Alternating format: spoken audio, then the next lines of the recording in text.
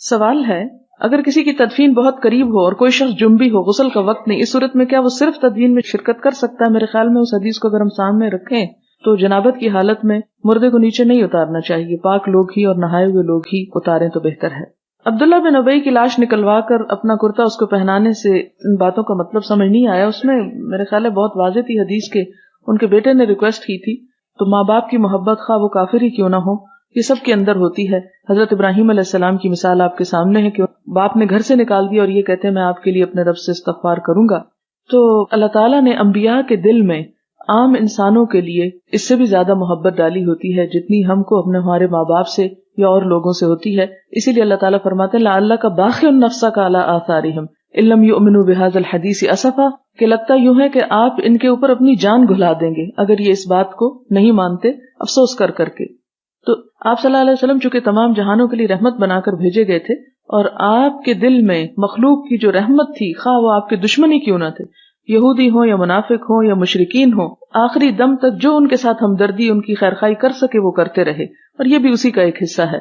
حدیث میں پڑھ کر واضح ہوا کہ اسلام میں خودکشی حرام ہے چاہے کوئی بھی صورت ہو۔ تو جیسے کشمیر میں بوسنیا میں مسلمانوں پر برا وقت ہے اور خواتین اپنی عزت بچانے کے لیے خودکشی کر لیتی ہیں، تو اس کی کیا صورت ہے؟ یہ جائز نہیں ہے۔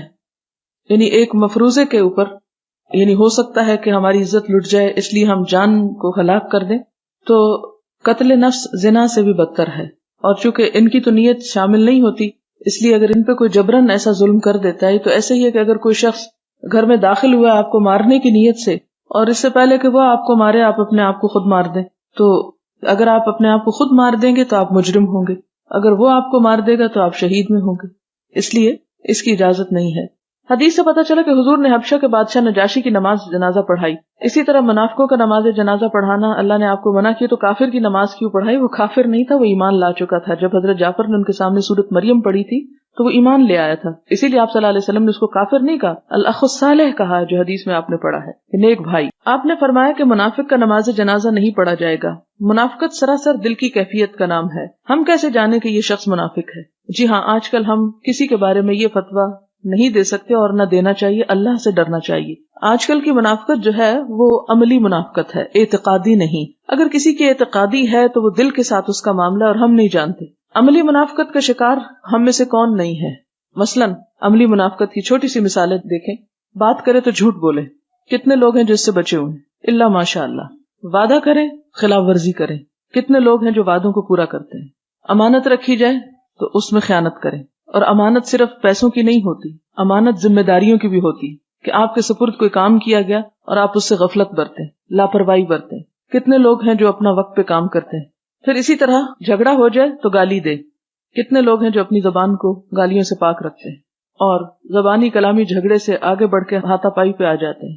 ٹھیک ہے، ہو سکتا ہے کہ آپ اس طرح نہ کرتے ہوں، لیکن گزرتے وقت آپ کی جو صورتحال ہے گزرنے کی، کہ بازو نیچے کرنے کی بجائے اس طرح کر کے، یعنی ایک وائلنٹ رویہ اختیار کر کے کونیاں مارتے ہوئے دوسرے کو نکلنا، دھکم پیل کرنا، یہ ایمان کی علامت؟ اسے کون ایمان کہے گا؟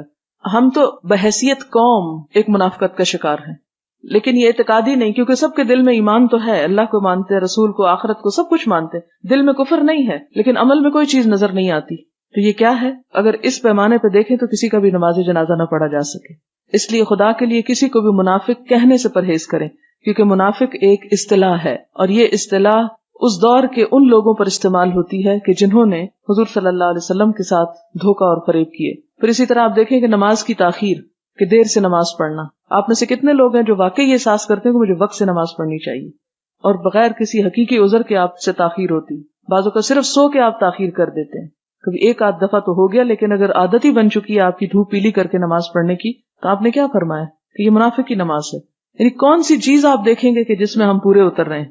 اگر ہم میں سے 10 لوگ بھی مخلص مسلمان اور واقعی ان چیزوں پہ پورے اترنے والے ہوں تو یہ پورا نقشہ بدل سکتا ہے یہاں کا۔ اللہ کا وعدہ ہے کہ وہ مدد ضرور کرے گا۔ اس کی مدد کیوں نہیں آتی؟ اس لیے نہیں آتی کہ ہم اس معیار پہ پورے ہی نہیں اترتے۔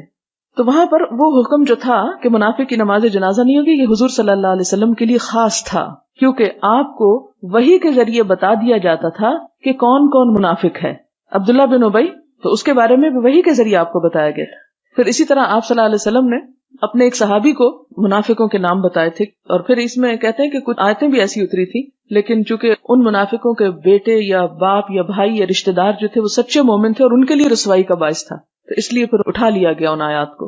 اور آپ صلی اللہ علیہ وسلم نے اپنے ایک صحابی کو، شاید حضرت حذیفہ ہی تھے، ان کو بتائے تھے منافقوں کے نام، تو حضرت عمر ان کے پاس گئے اور قسم ڈال کے کہا کہ کہیں میرا نام تو نہیں ان میں، اس فہرست میں تو نہیں شامل. اور حنظلہ کیا کہتے ہیں؟ نافقہ حنظلہ منافق ہو گیا. تو یہ وہ لوگ تھے کہ جنہیں واقعی خوف تھا اپنے اعمال کا. اور ہمارا حال کیا ہے کہ سب برائیاں دوسروں میں نظر آتی ہیں اور اچھائی صرف اپنے اندر نظر آتی. وآخر دعوانا الحمدللہ رب العالمین. سبحانک اللہم وبحمدک نشہد ان لا الہ الا انت نستغفرک ونتوب الیک. والسلام علیکم ورحمۃ اللہ.